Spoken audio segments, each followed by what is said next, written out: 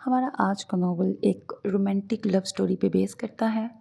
Before marriage hero बहुत rude सा reserve nature का होता है, बट आफ्टर मैरिज वो काफ़ी रोमांटिक होता है। और कज़न्स मैरिज पे बेस करता है, एज डिफरेंस बेस्ड है, जॉइंट फैमिली सिस्टम पे बेस करता है।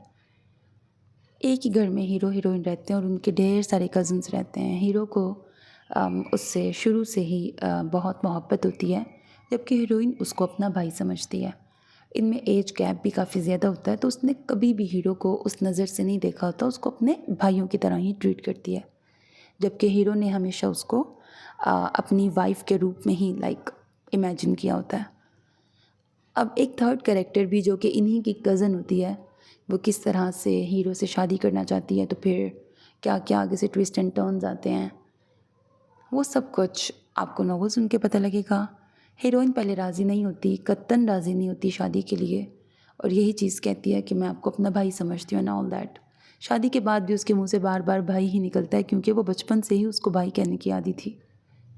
नॉवल की ऑफ कोर्स हैप्पी एंडिंग है, आगे किस तरह से ट्विस्ट एंड टर्न्स आएँगे वो आपको नॉवल सुन के पता लगेगा। अपना बहुत ख्याल रखिएगा, चैनल को सब्सक्राइब करना हरगिज़ ना भूलिएगा, because that's how you can encourage me and that's the only kind of support and encouragement which I want from all of you. अल्लाह हाफ़िज़।